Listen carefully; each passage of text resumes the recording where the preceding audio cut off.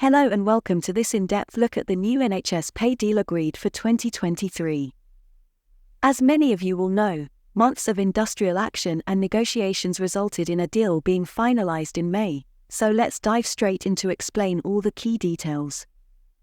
To begin, it's worth acknowledging the efforts of unions like UNISON who have campaigned tirelessly to improve NHS pay. Their sustained pressure ultimately forced the government to come to the negotiating table and agree a better deal for healthcare staff. In a nutshell, the package consists of both a one-off lump sum payment and permanent percentage increases.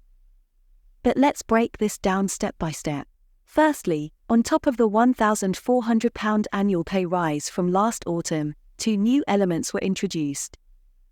An extra lump sum begins at £1,655 for the lowest paid staff, rising in value up the 9 pay bands which cover all non-medical NHS roles.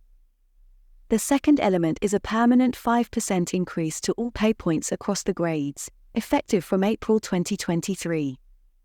For those on the lowest band 1, there is an additional 10% uplift to the starting salary point. Now I'll explain the pay bands and points in more detail. Each band has a number of salary levels based on experience, with progression expected every few years. Band 1 covers roles like cleaners and pays £22,383 at entry level. Band 2 roles such as healthcare assistants begin on the same entry salary.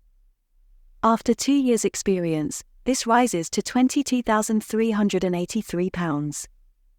At Band 3, pay increases to £22,816 for those with under 2 years' experience, rising to £24,336 at the 2-year point.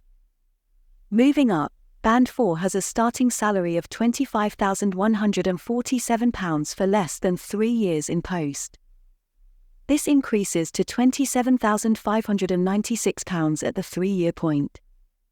Band 5, which incorporates many clinical professionals, pays £28,407 to begin and £34,581 at the top.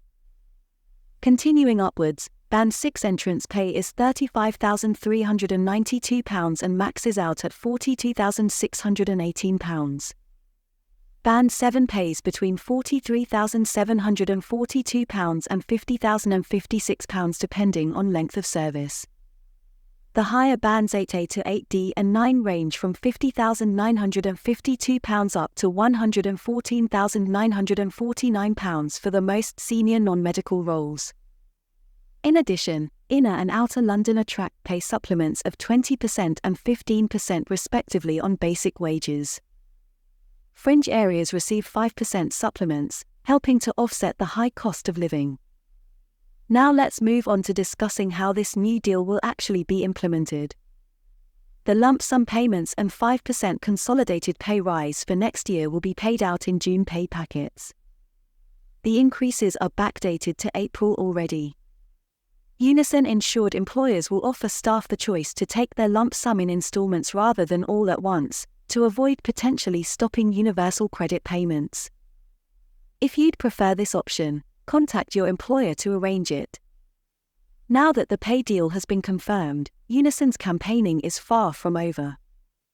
They aim to build on this success to push for further improvements going forward, such as tackling underpayment of overtime and ensuring everyone is on the right band for their role through rebanding. Their appeals for a review of the whole process for setting public sector pay also seem to be gaining traction with government. By coming together through unions, NHS staff have proven direct negotiation can achieve results far better than the opaque and drawn-out PRCB process. Looking ahead, I expect further industrial action will remain an important leverage tactic if basic pay awards fail to keep pace with double-digit inflation. UNISON will continue the fight, and success relies more than ever on strong participation and high membership turnout across the health service. That covers the core details of the deal itself. Let me now move on to addressing some common questions members may have. The most pressing issue for many will be how receiving an unexpected lump sum impacts benefits like universal credit. As we've discussed, UNISON secured the option for installment payments to prevent such claims stopping altogether due to one large sum. Members should ensure UC work coaches are notified when income adjusts down again from September. Going forward, the permanent higher salaries should not cause issues unless other changes are made simultaneously, like fewer working hours. Communication is always key when incomes fluctuate. Eligibility for the lump sum itself requires being continuously employed on your substantive NHS contract since March 31st. Bank staff fall outside the scope unless their specific terms of employment state otherwise. Certain types of private contractors fully applying agenda for change terms will automatically mirror the new pay scales too, though those on alternative contracts will need branches to submit tailored pay claims on their behalf instead.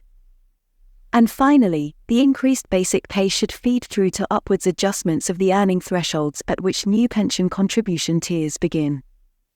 But members are advised their personal circumstances could still see pension deductions rise through separate changes like overtime amounts altering total annual pay packets. I hope you now have a thorough understanding of all the nuanced details encompassed by this mammoth pay deal. Let me know if any elements require further explanation. It's a complex negotiation with implications across many areas, but securing fair rewards for NHS workforces is such an important cause. I want to wrap up by once again acknowledging the commitment shown by healthcare staff nationally. Your collective action has yielded results, and with continued participation, momentum is clearly growing to ensure the NHS remains a world-leading public service that values its greatest asset, its people. Thank you for listening, and take care.